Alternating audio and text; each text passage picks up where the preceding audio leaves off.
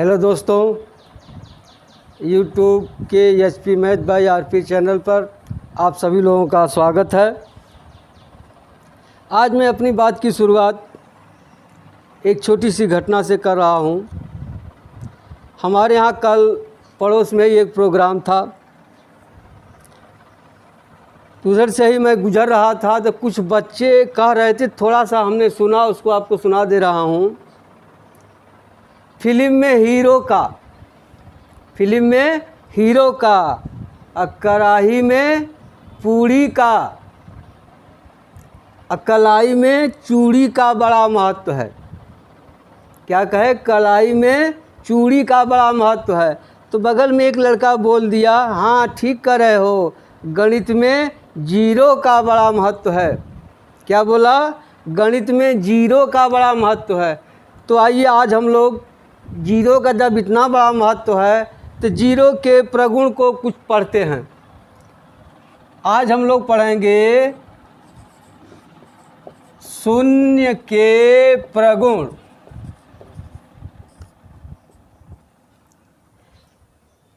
अब आप देखिए शून्य के क्या क्या प्रगुण हैं। कोई भी संख्या लीजिए, जैसे आप कोई पूर्णांक ही ले लिए, ऋण 2 में अगर शून्य जोड़ देंगे तो भी योगफल वही आएगा, ऋण 2 ही रहेगा। या शून्य में ऋण 2 जोड़ देंगे तो भी योगफल वही आएगा। ठीक उसी तरह से परिमेय संख्याओं में भी शून्य जोड़ने पर उसके मान पर कोई प्रभाव नहीं पड़ता। जैसे 1/3 में हम अगर शून्य जोड़ दें तो उसका मान क्या हो जाएगा? 1/3 ही रहेगा। ठीक है। और यदि 1/3 में हम या शून्य में 1/3 जोड़ दें तो भी उसका मान वही रहेगा। ठीक है। इस नियम को योग का तस्तमक अवयव कहते हैं। यानी शून्य को योग का तस्तमक अवयव कहते हैं। क्या कहते हैं? योग का तस्तमक अवयव। अब आप देखिए शून्य क्या है? पूर्ण संख्या है। आप इसे परिमेय संख्या के रूप में कैसे लिखेंगे? आप 0/1 भी लिख सकते हैं। परिमेय संख्या की परिभाषा है ना, जिसको भिन्न में लिखा जा सके या P/Q के रूप में लिखा जा सके, जहाँ P पूर्णांक हो और Q शून्य न हो। तो देखिए यहाँ Q है, शून्य नहीं है, इसलिए शून्य को आप परिमेय संख्या के रूप में लिखने के लिए 0/1 लिख सकते हैं। ठीक है। अब आगे चलें। अब तक शून्य का जोड़ आप देख लिए। यदि किसी संख्या में हम शून्य से गुणा कर दें, किसी संख्या में शून्य से गुणा कर दें तो क्या होता है? जैसे ऋण 2/5 में गुणा करना है शून्य से, तो गुणनफल क्या आ जाएगा? शून्य आ जाएगा। आप जानते होंगे किसी भी संख्या और शून्य का गुणनफल सदैव शून्य होता है। क्या? किसी भी संख्या और शून्य का गुणनफल सदैव शून्य होता है। ठीक है। अब आगे चलिए। अब शून्य के बाद आप जानते हैं कि सबसे छोटी संख्या कौन है? 1 है, जिसे गिनती की संख्या आप कहते हैं। थोड़ा 1 का प्रगुण देख लिया जाए। क्या? 1 का प्रगुण देख लिया जाए। ठीक है। अब किसी परिमेय संख्या में जैसे 3/4 हम ले लिए, अगर इसमें 1 से गुणा करेंगे तो गुणनफल वही आता है। या 1 में किसी परिमेय संख्या से गुणा करें तो भी गुणनफल वही आता है। ठीक है। इसलिए 1 को क्या कहते हैं? गुणात्मक तस्तमक अवयव। क्या कहते हैं? 1 को गुणा का तस्तमक अवयव कहते हैं। ठीक है। अब आइए देखिए, यह याद रखिए, किसी भी परिमेय संख्या और एक का गुणनफल सदैव वही मूल संख्या प्राप्त होती है। ठीक है। अब देखिए, एक यह प्राकृतिक संख्या है, पूर्ण संख्या है। अब परिमेय संख्या के रूप में कैसे लिखा जाएगा? 1/1 लिख देंगे, हो जाएगा परिमेय संख्या के रूप में। इसी संख्या को आप कई रूपों में लिख सकते हैं, 2/2, 3/3, ये एक ही है। ठीक है ना। अब आइए आगे देखते हैं, परिमेय संख्याओं का प्रतिलोम। परिमेय संख्याओं का प्रतिलोम, आप जानते हैं प्रतिलोम माने विलोम माने उल्टा। अब कोई संख्या लिख दिया हमने ऋण 2/3, ठीक है।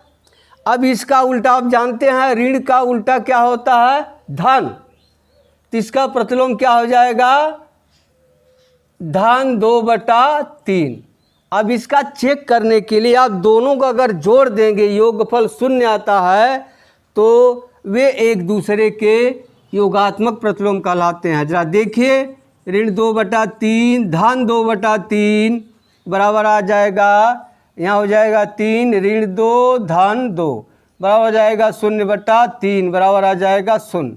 यानी इसकी परिभाषा बना सकते हैं, यदि दो परिमेय संख्याओं का योगफल, यदि दो परिमेय संख्याओं का योगफल 0 के बराबर हो, तो वे एक दूसरे की योगात्मक प्रतिलोम कहलाएंगे।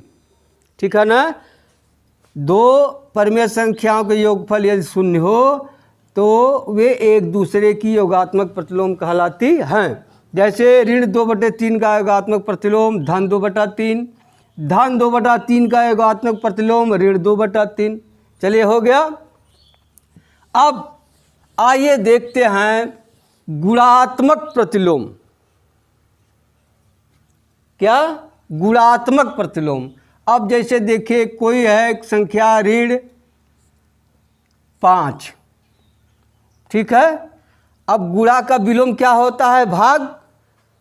तो इसको पलट दीजिए, तो इसका गुणात्मक प्रतिलोम हो जाएगा ऋण 1/5। इसको अगर आप परिभाषित करना चाहें, तो दो ऐसी परिमेय संख्याएं जिनका गुणनफल सदैव 1 हो, वे एक दूसरे के गुणात्मक प्रतिलोम कहलाते हैं। ठीक है। अगर दे दिया जाए 2/3 का गुणात्मक प्रतिलोम, तुरंत इसको पलट दीजिए, इसका गुणात्मक प्रतिलोम हो जाएगा 3/2, क्योंकि इन दोनों का गुणा करेंगे तो गुणनफल क्या आ जाएगा? 1। तो गुणात्मक प्रतिलोम की क्या परिभाषा हो गई? दो परिमेय संख्याओं का गुणनफल यदि 1 के बराबर हो, तो क्या कहते हैं? वे एक दूसरे की गुणात्मक प्रतिलोम कहलाती हैं। ठीक है। अब आइए देखिए, करीब करीब हर परिमेय संख्याओं का गुणात्मक प्रतिलोम होगा, लेकिन 0 एक ऐसी संख्या है जिसका गुणात्मक प्रतिलोम नहीं होता। देखिए, 0/1 तो परिमेय संख्या है, लेकिन अभी बताया गया इसका गुणात्मक प्रतिलोम ज्ञात करने के लिए क्या करते हैं? इसको पलट देते हैं, अंश का हर का अंश। अगर इसको पलट देंगे तो हो जाएगा 1/0, जो कि अपरिभाषित है। याद रखिए, ये अच्छे परीक्षाओं में पूछा जाता है। 0 परिमेय संख्या है, लेकिन 0 का प्रतिलोम यानी विलोम नहीं होता।